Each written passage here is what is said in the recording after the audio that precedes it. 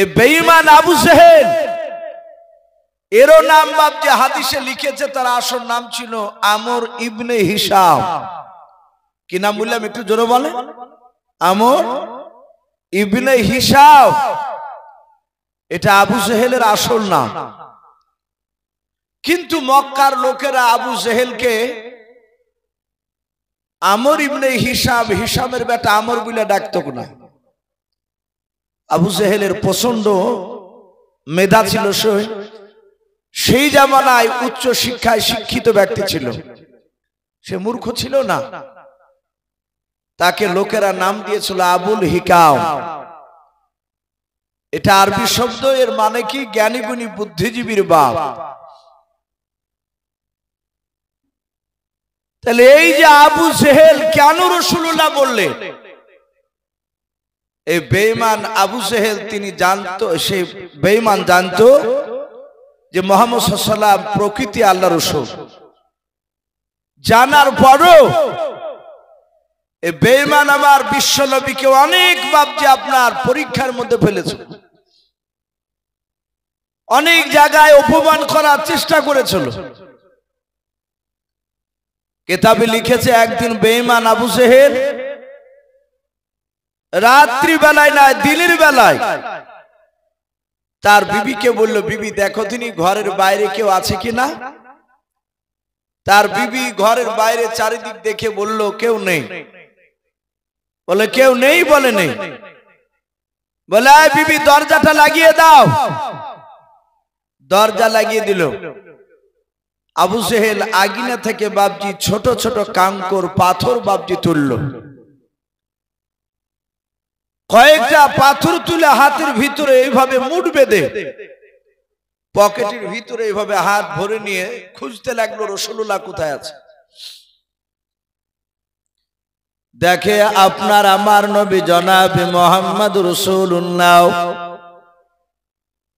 সাল্লাল্লাহু তাআলা আলাইহি ওয়াসাল্লাম, নবী আমার মক্কা নগরে বাপজি কিছু মানুষের সামনে তিনি জান্নাত জাহান্নামের বয়ান করেছিলেন। আল্লাহ রাসূলের নবুয়ত সম্পর্কে তিনি আলোচনা করেছিলেন। ওই সময় বেঈমান আবু জেহেল বিশ্ব নবীর কাছে গিয়ে বলেছিল, ওগো ভাতিজা,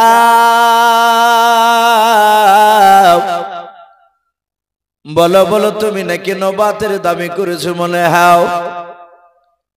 বলে তুমি যদি নবুয়তের দাবি করো বাবা, তাহলে বলো আমার এ হাতের ভেতরে কি ভরা আছে। আল্লাহ দরদি নবী জনাবে মুহাম্মদ রাসূলুল্লাহ সাল্লাল্লাহু তাআলা আলাইহি ওয়াসাল্লাম দরদি নবী বলেন, চাচা আমার জবান দিয়ে বের করে নেবেন না, আপনার হাতে যা আছে তার কাছ থেকে আপনি সাক্ষী নেবেন বলেন।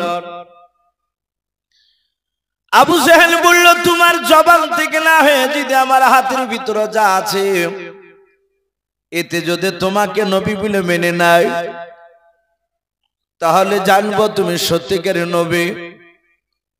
অনেকগুলো মানুষ ছিল, তার মধ্যে থেকে বাবা আল্লাহর নবী বলেন, এই পাথর আমি নবী না রাসূল সেটা তুমি সাক্ষী দাও। আবু জেহেল মোট বেঁধেছিল এইভাবে রে বাবা, আর হাতের ভিতর থেকে বাপ যে পড়তে লাগলো কালেমা লা ইলাহা। ভাই আপনারা একটু গভীর রাত্রির পড়ুন, লা ইলাহা ইল্লাল্লাহ, লা ইলাহা ইল্লাল্লাহ, লা ইলাহা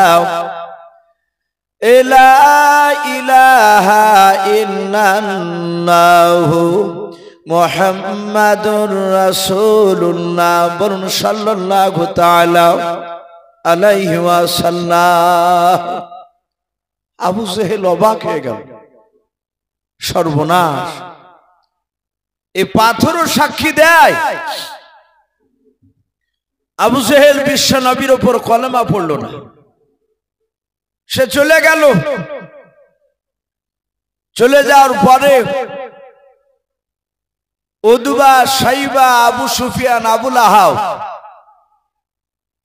আর এই কুখ্যাত বেঈমান আবু জেহেল, এরা 5 লিডার একত্রিত হলো। কিতাবে লিখেছে যে আবুল আহাব যে লোকটা, এরা রাত্রিবেলা মিটিং করছিল। এই আবুল আহাব এ আমার বিশ্ব রাসূলুল্লাহর বাপজি আপন চাচা, সবচেয়ে বাপজি বড় ক্ষতি করে ফেলে। ঘরের মানুষ যদি বাপজি দুশ্মনী করে, বাহিরিকার লোকের সাথে বাড়ির একটা লোক গোপনে যাতায়াত করে, তাহলে বাপজি সে লোকটাকে ক্ষতি করতে খুব সহজে তার সুবিধা হবে তাকে নষ্ট করতে। আর বাড়ির যদি দুশ্মন না থাকে, বাহির থেকে লোক এসেও তো তাড়াতাড়ি নষ্ট করতে পারবে না, ক্ষতি করতে পারবে না। নবীজির আব্বারা টোটাল ভাই ছিল বাপজি 10টা। এই নবীজির আপন চাচা 10টাই কি রাসূলুল্লাহকে মানত ভাই? কথা বলে সবাই মানেনি। নবীর কিছু চাচা আপন ইমানদার ছিল, নবীর জন্য জান দিতে তারা তৈরি থাকতো। নবীর আপন চাচা কয়েকটা, আর কয়েকটা চাচা রাসূলুল্লাহর বাপজি দুশমন ছিল। কিন্তু যারা দুশমন ছিল কয়েকটা চাচা, তার মধ্যে থেকে আবার একটা আবু লাহাব আলাদা ছিল। এই বেঈমান আবু লাহাব সে প্রকাশ্য নবীর দুশমনি করত, নবীর উপর ঈমান তো আনেনি। আর নবীজের আরেকটা চাচা আবু তালিব বলে নাম ছিল। এই আবু তালিব আমরা জানি রাসূলুল্লাহর আপন চাচা। এই আবু তালিবও জাহান্নামী, সেও নবীকে মানেনি। কিন্তু নবীজির বাপজি সে বিরোধিতা করেনি। আল্লাহ রসুলকে বাপজি খুবই ভালোবাসতেন, আল্লাহর নবীকে এত ভালোবাসতেন এই আবু তালিব। কিতাবে লিখেছে আমার বিশ্ব নবীকে বাপজি আবু জেহেলরা শুধু মারবো বলেছে। এই কথাটা আবু তালিব শুনে আর সহ্য করতে পারেনি। হাদিসের কিতাবে পাওয়া যায় নবী আমার মক্কা নগরে কলেমার দাওয়াত দিছিলেন, আর আবু জেহেল, উদবা, সাইবারা এরা গিয়ে রাসূলুল্লাহকে বাপজি বাধা দিল। বলে এই ভাতিজা, আগামী কাল থেকে আর যেন আমাদের বাপ দাদা ধর্মের বিরুদ্ধে কথা বলবি না। আমার বিশ্ব রাসূলকে বাপজি বারণ করলো। এমনকি আবু জেহেল গলায় ধাক্কা দিয়ে রাসূলুল্লাহকে মাটিতে ফেলে দিলেন। নবীজি বাপজি পড়ে গেলেন, আর রাসূলুল্লাহর কপালে বাপজি পাথরের আঘাত লেগে রাসূলুল্লাহর কপালটা ফেটে গেল। নবী বাড়ি চলে গেলেন। আর ওই সময় বেঈমান আবু জেহেলদের কাছে বাপজি রাসূলুল্লাহর সে আপন চাচা আবু তালিব হাজির।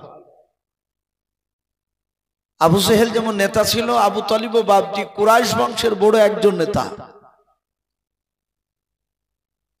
আবু জেহেল বিশ্ব রাসূলের আপন চাচা আবু তালিবকে ডেকে বলল, ভাই আবু তালিব, তোমার সম্মানের দিকে তাকিয়ে তোমার ভাতিজাকে আমরা কিছু বলি নাই।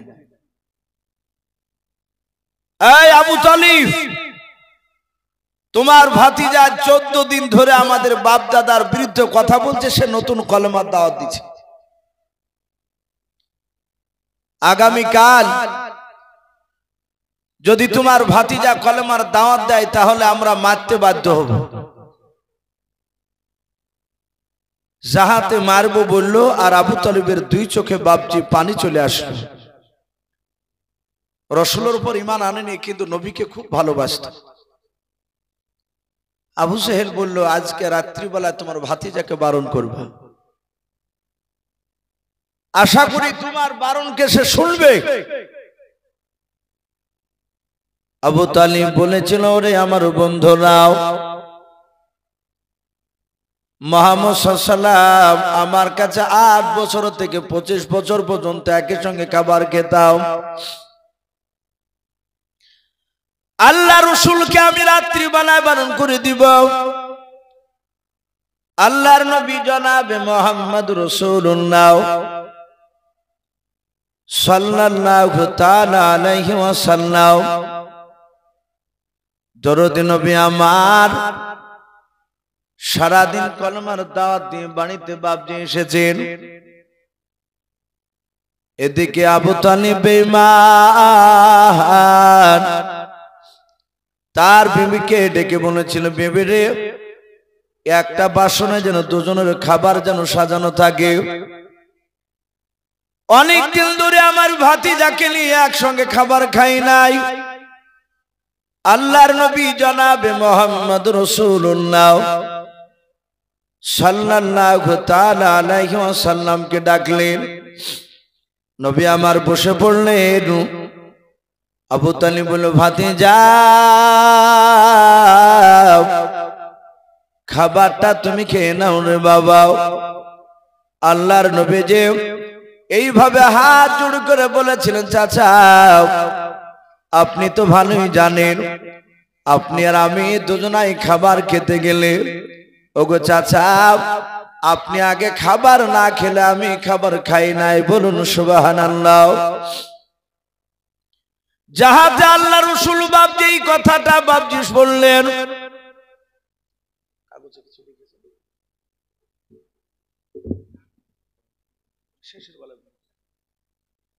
আল্লাহর নবী জনাবে মুহাম্মদ রাসূলুল্লাহ সাল্লাল্লাহু তাআলা আলাইহি ওয়াসাল্লাম ডাক দিয়ে বলেন, চাচা আপনি আগে খাবার না খেলে আমি তো খাবার খাবো না। আবু তালিব মনে মনে ভেবে চলো, আবু জেহেল যে আমার ভাতিজাকে মারবো বলেছে, আগামী কালকে কলেমার দাওয়াত যদি দিতে যাই, এই কথাটা যদি আমি খাবার খাওয়ার আগে যদি বলি ভাতিজাকে, আমার মনে হয় ভাতিজা আর খাবার খাবে নাও। আর ভাতিজাও খাবার না খেলে সারা রাত আমিও ঘুমাতে পারবো না, বলুন সুবহানাল্লাহ। আল্লাহর নবী জনাবে মুহাম্মদ রাসূলুল্লাহ সাল্লাল্লাহু তাআলা আলাইহি ওয়াসাল্লাম নবী যে ডাক দিয়ে বললেন, ভাতিজা না চাচা আপনি আগে খাবার না খেলে আমি খাবার খাবো না। আবু তালিব ধৈর্যের বাঁধা ধরে রাখতে পারলেন না। দুই চোখের কোনা দিয়ে বাপজি ঝরঝর করে পানি ঝরতে লাগলো। আল্লাহর নবীকে মুখের সাথে বাপজি চেপে ধরে ডাক দিয়ে বলেন, আরে বাবা আমি আর না বলে থাকতে পারলাম না রে বাবা, তুমি এত আমাকে ভালোবাসো। নবী যে ডাক দিয়ে বলেন, চাচা 6 মাস যখন মার পেটে ভরা ছিল, ওই সময় আমার আব্বা সিরিয়ায় ব্যবসা করতে গিয়ে আর ঘুরে আসে নাই। মার পেট থেকে যখন জন্ম নিলাম, 6 বছর যখন আমার বয়স হলো গো চাচা, আমি আমার জনম দক্ষিণ মাকে হারিয়ে দিয়েছি। ওগো আমার চাচা, যখন আমার 8 বছর বয়স ছিল, ওই সময়তে আমার দাদা আব্দুল মুত্তালিবকে হারিয়েছি। 8 বছর থেকে নিয়ে আমার প্রায় 40 বছর পার হতে চলল। ওগো চাচা, এতটা বছর আপনাকে গার্জেন বলে মানে, বলুন সুবহানাল্লাহ। চাচা গো, নিজের আব্বার চেয়ে আপনাকে বেশি ভালোবাসি। আল্লাহ রাসূল ডাক দিয়ে বলেছিলেন, ভাতিজাও মক্কা নগরী কি তোমার সাথে আজকে দিনের বেলায় আবু জেহেল উতবা সাইবাদের সাথে দেখা হয়েছিল? নবী যে বললেন, চাচা আমি কলমার দাওয়াত দিয়েছিলাম, আমি তাদের বিরুদ্ধে কোনো কথা বলি নাই, আমি শুধু জান্নাত জাহান্নামের কথা বলছিলাম চাচা।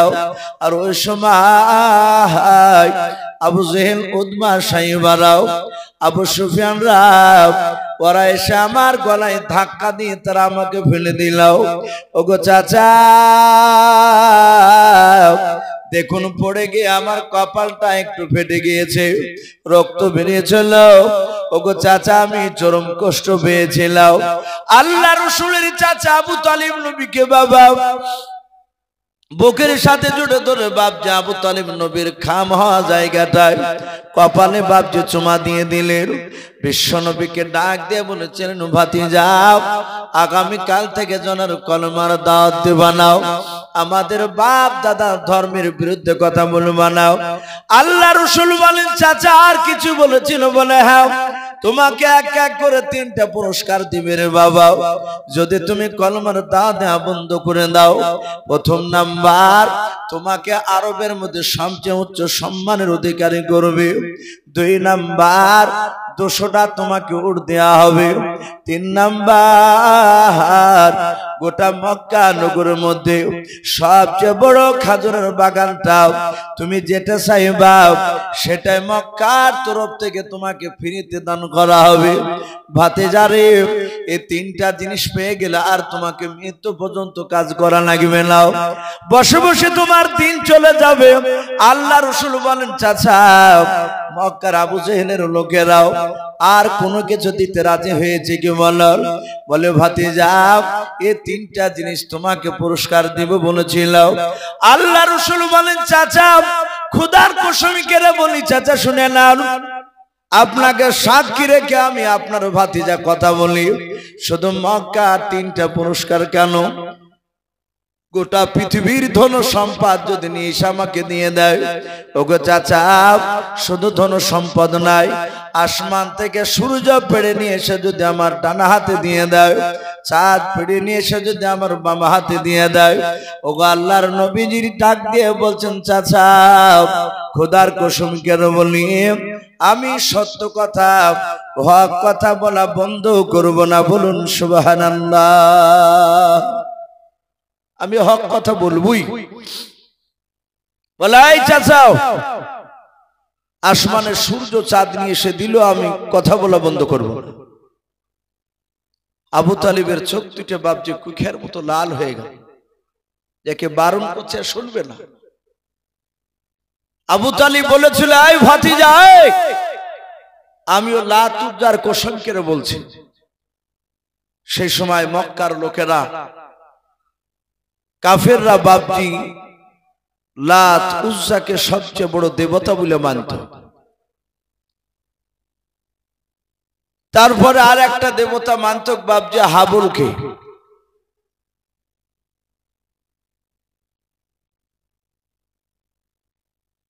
কিছু বলছিল, ডাক দিয়ে বলেছিল, এই ভাতিজা, আমিও লাত উজ্জার কসম করে বলি, তুমি কথা বলা বন্ধ করবে না? বলে না। বলে, আমিও তোমার চাচা, আমি তোমার সামনে কথা দিলাম। আবু তালিবের কণ্ঠে জান থাকাকালীন পর্যন্ত মক্কার কোন মানুষ তোমার শরীরে ফুলে ছিটকে ফেলতে পারবে না। বলুন সুবহানাল্লাহ। এত বড় মহব্বত করা লোকটা, সে লোকটা বাপজি জান্নাত যেতে পারেনি, সে জাহান্নামে। আবু তালিব যখন ইন্তেকাল করে, রাসূলের সেই বছরটা চরম দুঃখের বছর ছিল। এক খাদিজা ইন্তেকাল করেছে, আবু তালিব ইন্তেকাল করে গিয়েছেন আগে, খাদিজার আগে। রাসূলুল্লাহকে বাপজি কাফেররা মেরেছে। নবীজির মাথার উপরে সাহারা করার কেউ সান্ত্বনা দেওয়ার মতো লোক নেই। বিশ্বনবী চরম বাপজি ব্যথায় ব্যথিত। আবু তালিব কলেমা না পড়লো, যদি আবু তালিবকে বলতো, আবু তালিব তোমার ভাতিজাকে অমুক জায়গায় মারছে কাফেররা, আবু জেহেলের লোকেরা, তো সাথে সাথে আবু তালিব সোজা দৌড়ে যেতেন আর কাফেররা পালিয়ে যেত। রাসূলকে বুকের সাথে তুলে ধরে বলতো, তোমাকে কবি বারণ করেছি কলেমা দাও, তুমি দিও না। কিন্তু আবু তালিব থাকা পর্যন্ত বাপজি কেউ হা দিতে পারত না। কিন্তু আবু তালিব ইন্তেকাল করেছে, খাদিজা ইন্তেকাল করেছে, কেউ না।